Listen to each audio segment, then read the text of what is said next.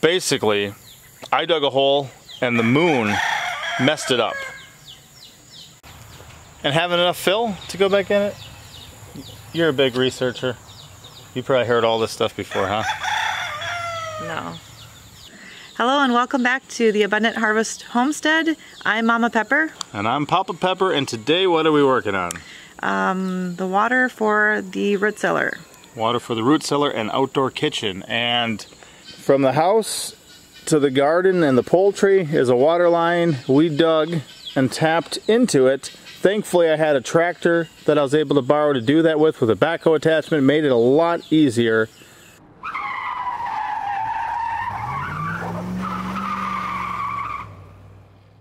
And what did you say as you saw me in there hooking up all that stuff?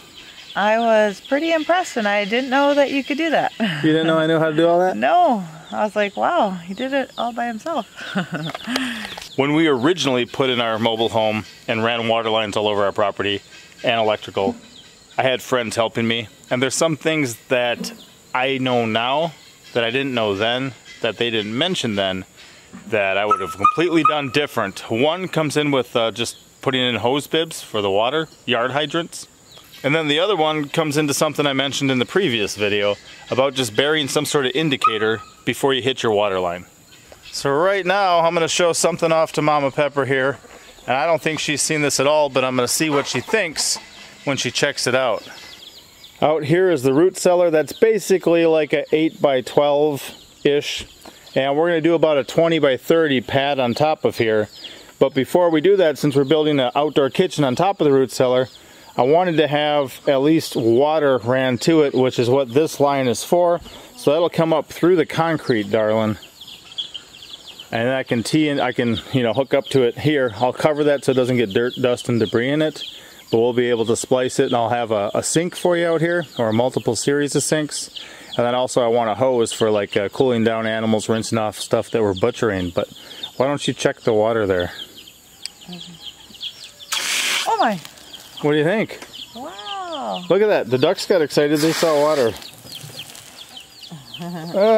That's so cool, darling. Look at all those little ducklings. Give them another blast, darling.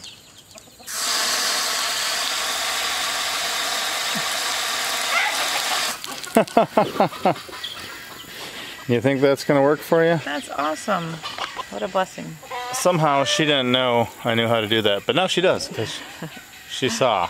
And pretty simple technology, easy enough for me to do, and I'm kind of excited about it. And the other thing is I tried to smooth this out in the dark.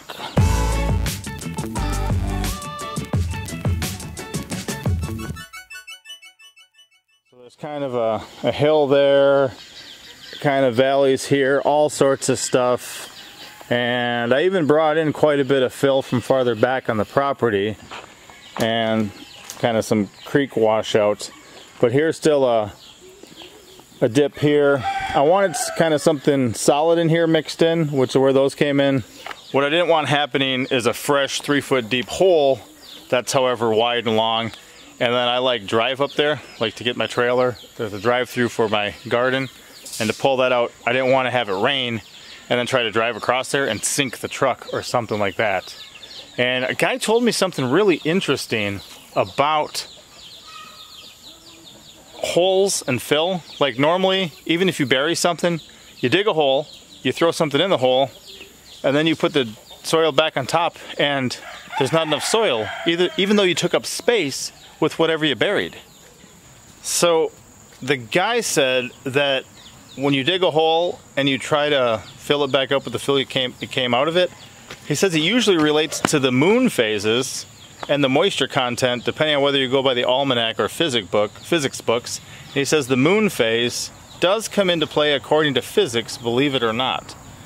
So somehow moisture content and the phase of the moon is going to be what messes up my hole? And having enough fill to go back in it? You're a big researcher. You probably heard all this stuff before, huh? No. I hadn't. I did not know that. I know that there is a moon, and that it does things, and the things it does affect stuff. But digging a hole, and then the moon basically, I dug a hole and the moon messed it up and made it where I couldn't fill my hole back in right. If you guys know anything about that, let me know, because the moon never told me it was going to do that, and I don't know anything about it.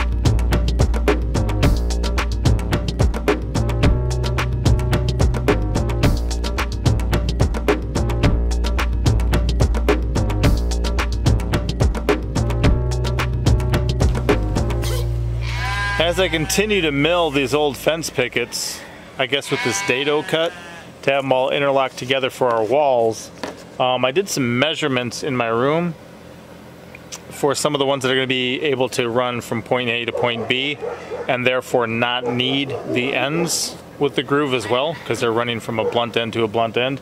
And then made a tally list of just the distances and how many. Now, one thing is, if you're kind of splicing the whole wall and then you run to your sections and you run those all straight, it's going to throw it off. So some of these, even though I need, for instance, 20 of them at 69.5 inches, a number of those, probably every third or so, is going to be two boards that equal 69.5 inches. So it's not just a straight wall over here and then splices everywhere else. You see how that's not going to look consistent? So that's something to think about ahead of time.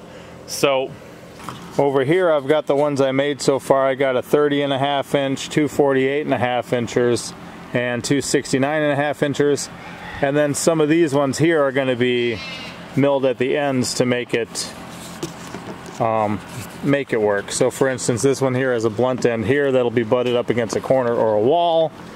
If I wanted that to be used with my 48.5 incher, I'd lay it here, and then I'd measure the other one to fill in that gap, leave that end unmilled, and then have this one with the dado cut to interlock them together, and then have a splice, which would make it where if I laid them out on the wall, these two would interlock, okay? They'd butt up against each other like that.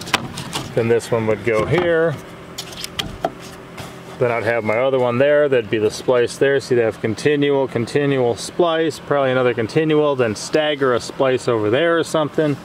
That's one thing too, don't make them all the same size for your splices or you'll have a long seam of splices. It's different stuff I learned when I would do hardwood flooring, but it also applies to this situation because I'm using the same technology for the walls, so.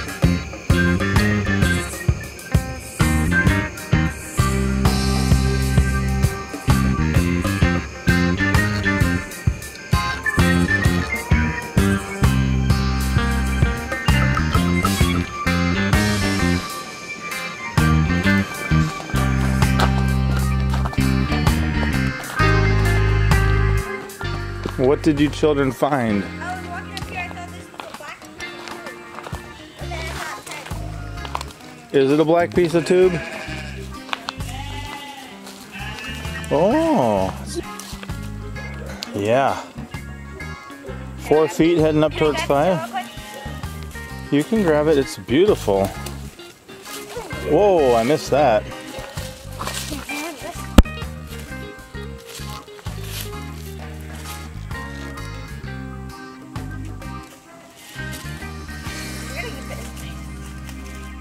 It's freshly shed and highly alert.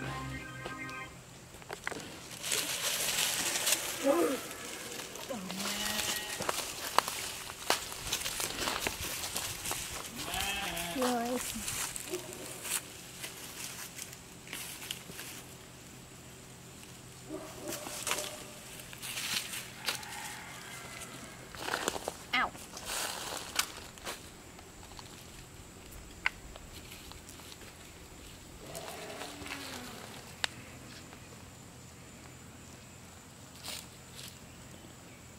So it'll take a minute before it figures out we're not a threat. And it calms down. Can I try? Huh. Yeah? You wanna catch it? No, I want you to hand it to me.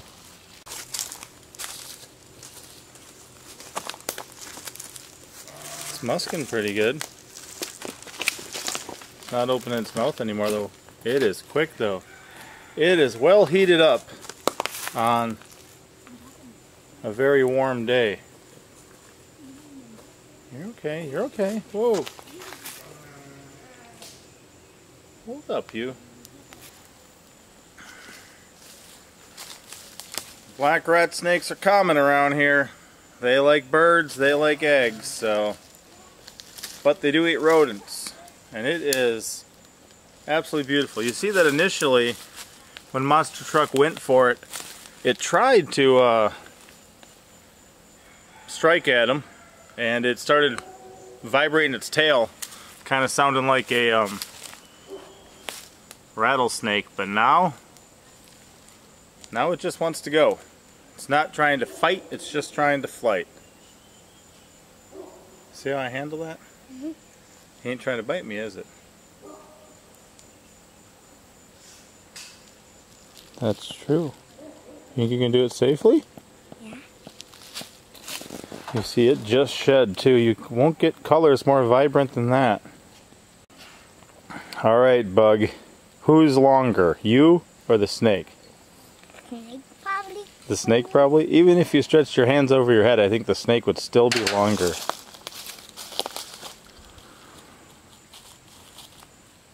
Are you super afraid of that? No. Could it bite you? Yeah. You turned it so its head would be facing the other way? Yeah. That's pretty smart. By way of a reminder, you know, my children don't have to pick up a snake. They don't have to do any of this stuff. But if we get an accurate ID, we know it's non-venomous, and they have a curiosity, want some familiarity, I'm fine with them doing it. I know plenty of grown men who would just scream and run away from a snake like this. There's really no reason to. And if my children want to, they can. But I'd rather train them that it's not necessary. And not every snake is super dangerous, is it? No. Most aren't. Most aren't dangerous. Like ringneck. Ringnecks, yep.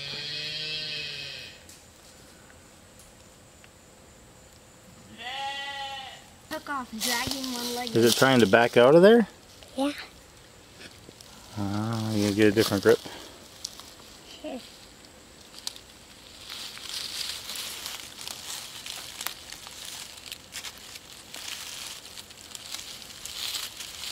Alright, I'm getting out of here. Well, what do you think we should do with that one? Let it go in our chicken pen? No. No, what would happen? It'll eat egg. And? Eat our chicken. Eat our baby chicks and our baby ducks and our baby guineas. So we'll have to take it for a short ride, let it go a little farther away from home, huh buddy? Yeah. And it slid out again. That is a big snake. Can you try to stretch it out for me to show me how long it is compared to you? Whoa! Just a light pin on the tail, huh? Yeah, that's longer than you even with your hand stretched up. Alright, pick it up gently farther down the body.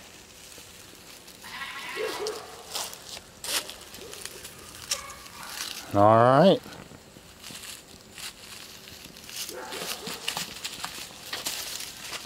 Not too bad for a 8-year-old catching and a 5-year-old handling. Like I said, they don't have to, but once the snake realizes we're not a threat, then they're far less of a threat, and they weren't really that big of a threat to begin with. Not incredibly terrifying if you know what you're dealing with, so I like that better. Wow guys, that smokehouse is such a big blessing. Yesterday Papa smoked 2 chickens for me that I had in the fridge. I was going to cook them in the oven, but I decided, well, Papa's like, hey, I can just put them in the smoker for you. That was a lot easier. So we did that, and it tasted amazing. We hadn't had the smoke flavor for a little bit now, a few weeks or so, but it was so good. Just such good flavor and just tasty. But it has been such a big blessing, and I'm really enjoying it. I think our children are really enjoying it as well. And the cool part is we didn't season it at all. We just hickory hot smoked it. We didn't marinate it at all. It was very delicious. And then what do you like to do with the carcasses once we pick the whole birds clean? Just make some smoky broth, and then I was going to try to use the smoked bones for making beans. A pot of beans. That sounds I haven't really good. really done that before, so. And smoked chicken noodle soup is absolutely amazing. It blew my mind, and what a blessing to have. A couple logs I can fire that up, keep the house cool, and feed the family some very tasty stuff.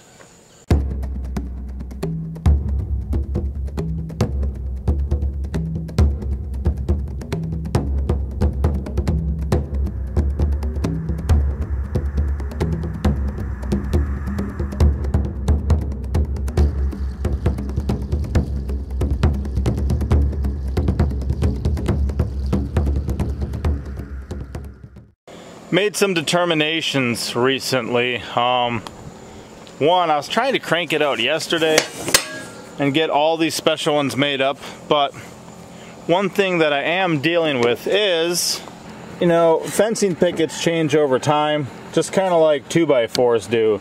2x4s used to be, I think, 2 foot by 4 foot. They're certainly, or sorry, 2 inches by 4 inches. They're certainly not anymore. Here, you know, these ones lock together nice, they look good, but if you compare them, the top one is that much shorter than the one on the bottom, so they're not exactly the same. Because of that, as I'm thinking about running around my house, you know, the one's going to go this whole distance, I'm going to have a similarity of the levels I run. So I was marking down how many thickies I had in each group, and comparing that to how many I had total, and I've got a lot of these made up. I'm not going to 100% make them all, and if they don't particularly work in one area, I'll be able to use it just in the regular wall. You can see a lot of these are big and thick, just because those are the boards that happen to be that long. The other thing I decided is that I'm just going to sand these off and then stain them. I will not be burning them. And one of the reasons is that some of this stuff is kind of, you know, tough and fresh looking on the inside, pretty solid wood. Other stuff is kind of more deteriorating. Here's a good example. And what's going to happen, if you look at the end of that, okay, it's already deteriorated. If I burn that, I'm probably going to lose like half that edge. It'll be functional and it'll work right now, but if I burned it first, I would lose a lot of this, and this whole board might turn into worthless rather than usable. So I'll forego that. And to distinguish between some of the framing I'm going to do, maybe around the wood stove or the window trim, I might use something darker for that. I might burn that stuff because I also want to use a thicker boards. I've got some that are thicker around the windows and have kind of an actual sill where there's a little area to set things if we need to, a little more solid than just some of these thinner pickets. Again, like I said, I've got some variety.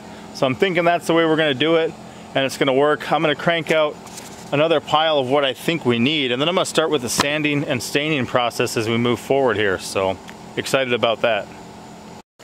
You guys are using that stump already? Yeah. I want to put that fence back up because there still is daylilies and things planted in there. I don't want the chickens to keep shredding them, or the sheep, our lawn mowing crew to mow them. But I thought it'd be good. Oh, did you hurt yourself on the edge, little man? Yeah. No, he pulled my hand. Oh. And he said, pull. Monster truck, can we get that thing back around there today? It's right back there. You got that for me? Yes, sir. Thank you. And you know what people saw you do in the last video, child? No. They saw you, my little 3-year-old daughter, try to pick up all the tools for digging, the shovel and the pickaxe and everything all at once and try to carry it all. Whose idea was that? Me? You? You said you wanted to do it all? Yeah. Were you big enough to get it all? Yeah. Or did you need a little help? I did it all. I think you needed a little help.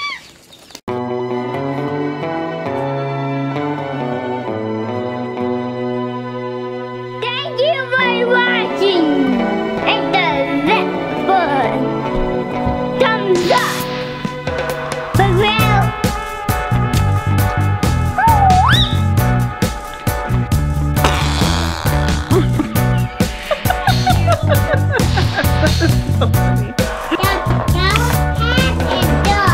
The cow head is good? Yeah. That's because you know.